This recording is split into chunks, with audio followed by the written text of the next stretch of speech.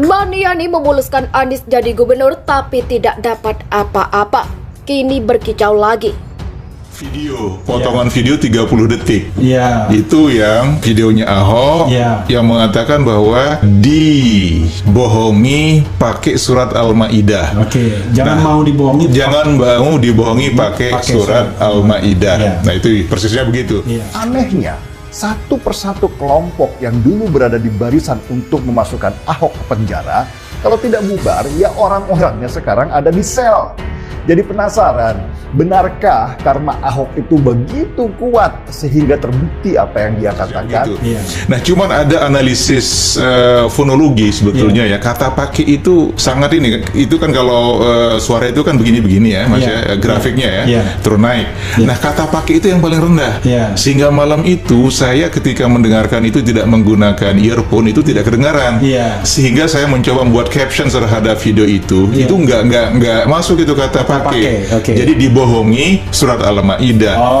Itulah yang menurut pelapor ini saya itu sengaja. Di sini yang sangat berperan besar dalam menghajar kelompok garis keras dengan tokoh utama Rizik Syihab ini adalah Presiden Jokowi.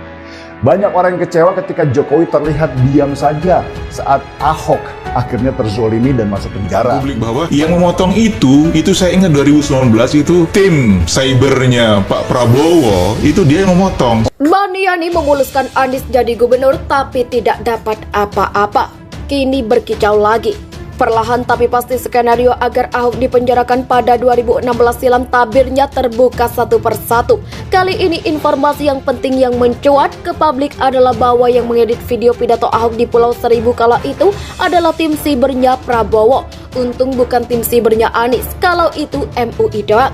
Yang mana hal ini terungkap dari pernyataan Baniani sendiri. Melalui kanal YouTube Refli Harun, ia mengatakan itu semua. Awalnya Baniani mengaku kalau dia memang salah, yakni bikin caption pidato Ahok itu tidak menggunakan kata pakai. Lantaran saat menontonnya ia tidak mengenakan earphone sehingga kata pakai yang diucapkan Ahok tidak didengarnya. Kira-kira begini aslinya pernyataan Ahok tersebut. Dibohongi pakai surat Al-Maidah, yang artinya ada oknum-oknum tertentu yang coba memanfaatkan ayat Al-Quran demi untuk mendapatkan kekuasaan. Oleh Baniani dibuatlah dibohongi surat Al-Maidah pada keterangan potongan video yang dia unggah. Hingga orang-orang yang hanya membaca caption doang tapi memperhatikan pidato itu secara utuh langsung panas dan mendidih hatinya. Karena merasa agamanya telah dinistakan. Sementara lawan Ahok dan orang-orang yang tidak suka dengan mantan gubernur DKI tersebut memanfaatkan orang-orang seperti ini untuk mendesak agar Ahok dipenjarakan. Jadi masa pendemo Ahok dulu ada 3 kelompok sebenarnya. Kelompok pertama, orang-orang yang meyakini bahwa Ahok telah benar-benar melakukan penistaan agama lantaran terprovokasi oleh pernyataan Baniani. Kelompok kedua, orang-orang tidak percaya bahwa Ahok itu telah menista agama tapi mereka coba memanfaatkan unggahan Baniani tersebut untuk mobilisasi massa agar citra Ahok rusak dan mantan Bupati Belitung Timur itu dipenjarakan.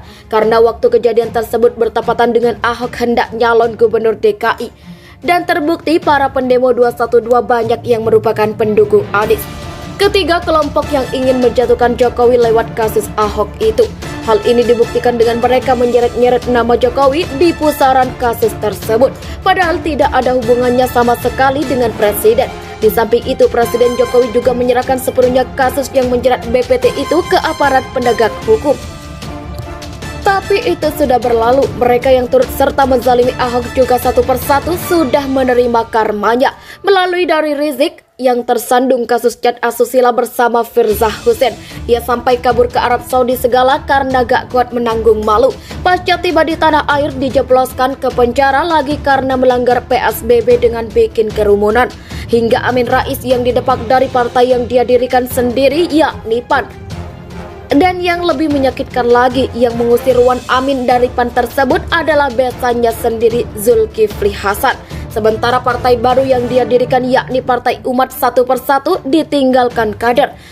Penulis yakin banget kalau partai ini akan jadi gurem pasca pemilu nanti. Karena kadernya sendiri saja tidak betah berlama-lama di partai itu.